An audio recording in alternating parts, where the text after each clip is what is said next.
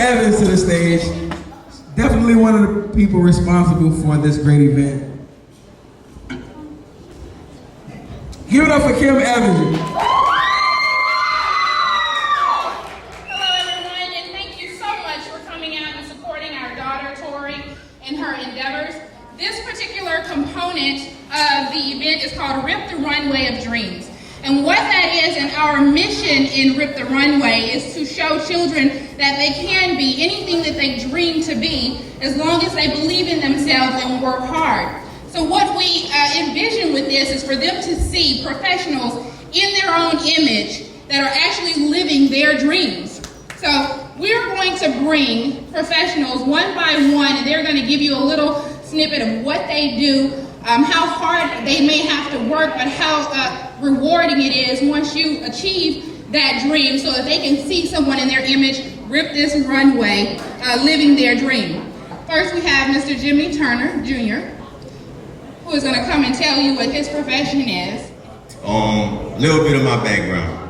I'm a barber stylist. I'm the owner of Picture Me Rolling Barber and Beauty Salon, established in 1996. I've been barbering for about 20 years now. It wasn't an easy road. It took me a while to get there. But perseverance, going to school for it, taking it serious, not using it as a hobby, using it as a profession, making it my career, is something that I strive to do. And I'm proud that my daughter could pick up on most of the things that it took me to go through trial and error to learn. So she's here doing it fresh. 12 years old, started fresh, and I'm proud of that. Next we have Tori's father, Noble Evans, coming to the stage. I'm here to talk to you about athletes. I'm a former athlete, semi-pro athlete. I played 2 years in Barcelona, Spain, played 4 years at Southeastern, came back home. Now I'm in the plant industries. It takes a hard work to be an athlete. It takes a hard work to do what she does and anybody else. You gotta be dedicated. That's what we preach to her, not just for what she does here, but in school. It takes a lot of work. When she come home, she got homework. But besides that, she have a lot of backing behind her. So if you have a lot of strong backing, foundation, you can do anything you want to do. So when you put your mind to it, go for it. Next to the stage we have Mr. Uncle, Wes Watts. He's been highly supportive of Tori in her endeavors. Wes is a principal. And the one thing that I've noticed that Tori has always embraced is the importance of education. As a principal right now, going into my first year as an educator, a principal, been educating for 8 years. It's truly one of the greatest things you can possess in your life is a strong background and a foundation, which is deeply rooted in education. I can't stress to you the importance of it. I get into arguments all the time with people about how important it is to go and pursue your dreams, but I definitely know the only way that you can make those dreams reality is if you have a strong background in education.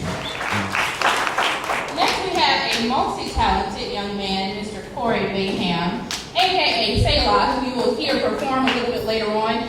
Corey is a teacher. He's also an entrepreneur, and he is a Christian rapper and minister. So he ministers through his music. So we're going to let him talk to you a little bit. Yeah, I'm an entrepreneur, I'm a teacher, I'm a minister, I'm a rapper, and just about anything else I can do in life, I like to go after. How many of you know you only have one life to live, right? You might as well go all out with it, okay? So, as an educator, a lot of the other gentlemen that came before me, they noted how hard you have to work. I'm on my second degree. I plan on going for a third. I do rap. I plan on being the first rapper with a PhD that I know of. That's one of my goals in life because I'm a lifelong learner and a lifelong educator. So no matter what I do, I want to reach out to young people and teach them things that I learn as I go along the way. Next up, we have Miss Chapman. She's an author. So how many of you have ever dreamed of writing and having your own book published? Well, here is a young lady who has actually achieved that dream. Let's welcome Miss Chapman. Hi everyone, my name is Lakeisha Chapman, and yes, I have written a book, and it took me a little bit. Hello? it took me a little bit over a year to write the book. I have been through many trials and tribulations, but I'm standing today, I'm still standing today, and I have accomplished at least one of my goals. I'm still working on many, many other projects and goals. But what I can tell you today is just dream big, think big. Whatever you put your mind to do, you can do it. It may be some twists and turns to get there, but you will get there with determination. So never give up. Keep pushing forward, and you'll get to your dream. Next up, we have a young lady who has also been very supportive of Tori and her endeavors. This is actually the second time that she's participated in one of Tori's events. Miss Nikina Eugene, 2011, Miss Black, Louisiana, USA. I stand before you today, a beauty queen, but I didn't always believe that was for me. I grew up, I'm born and raised in New Orleans. I grew up in the 9th Ward where there's a lot of poverty and crime, and my parents, they worked really hard to get me and my siblings out of that environment. And so I too worked hard in school to pay them back for what they've done. But in school, I was told a lot of negative things. I had a teacher tell me that I was funny looking. And so I grew up believing that I wasn't pretty, that I was ugly. And another teacher told me that I would never amount to anything. And I let that be a fuel to my fire. And so I went from being a student who wasn't interested in school, not doing well in school, to being the second in the class that very year. And I went on to graduate from middle school as a valedictorian.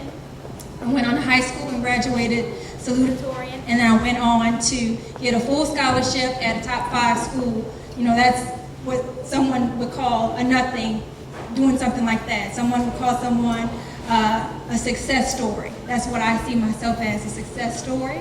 I hope that you all never let anyone stop you or tell you a lie or tell you that you're not beautiful, that you're not talented, that you can't make it. Tell them that you say I can't and I say I can, and I will do it, and I'll show you. So you show them. Next, we have Wallace Jackson Jr. coming to the stage. Like him said, I'm an engineer. I'm actually an electrical engineer. She gave me this shirt, and it's kind of fitting because what I do on my job, I work on security systems at work. So I integrate security systems for the federal government and try to keep terrorists from infiltrating certain spots.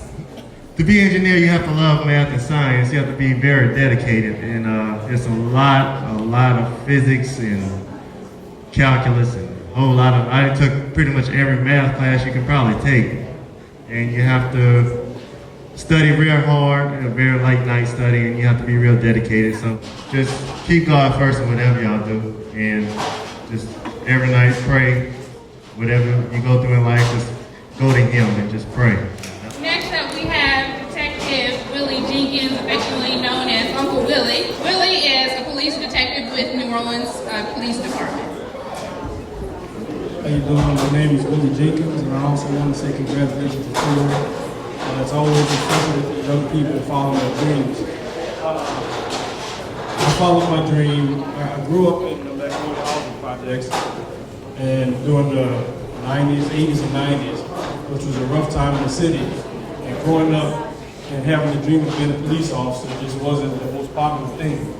But like everybody else said, I was grounded in God, and my mom made sure me and my brother and my sister, we all went to church, and just made sure that everything that we did was through the grace of God, and that we made it. And I have lots of relatives and friends who are not able to follow their dreams because the things they did have them in places that no one wants to be, and that's in prison.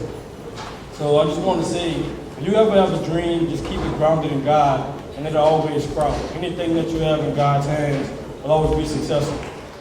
Now coming to the stage is Miss Francesca Felder, and she has a very inspirational story. She's now a magazine owner. Again, one of our great supporters. She runs lots of stories on what Tori is doing and ads on the different events to help us with promo. Good evening, I'm Francesca Felder. I'm the owner and founder of Swagger Magazine. I write by Fancy. Swagger is an online women's empowerment magazine for women of color. Sorry to say. I'm a big fan of Tori, to be honest, because at her age, I'm just amazed at what all she does. And that's a big part of swagger. I like to look at people and examine them. Like, I want to understand, how did you become a success? You know, what happened in your life? How do you think? So that's how I came up with the idea of starting my own magazine. I didn't want to necessarily start off writing. I decided to just jump right into it. And my goal is to be as big as Essence one day, and to, in time, actually sometime this year, I hope to be going into a print magazine. Now we have Mr. Damon Crutchfield. This is actually Tori's cousin. Mr. Crutchfield is a firefighter with New Orleans Fire Department.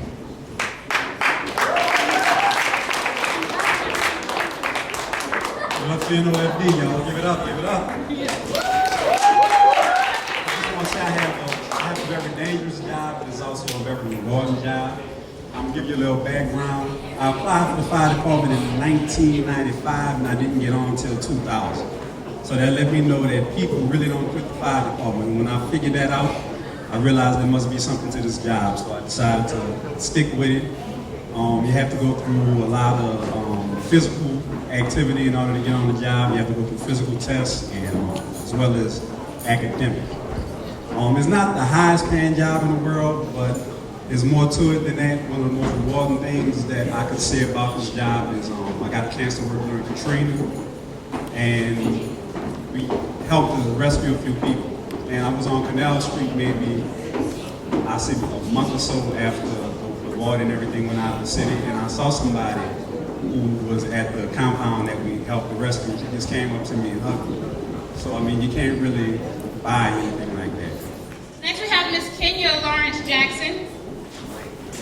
Kenya is actually a professional, she's a professor of music. She's also done opera singing. That's right. I am actually an opera singer, and it actually started when I was a little girl in choir in school. How many of y'all sing in your school choir?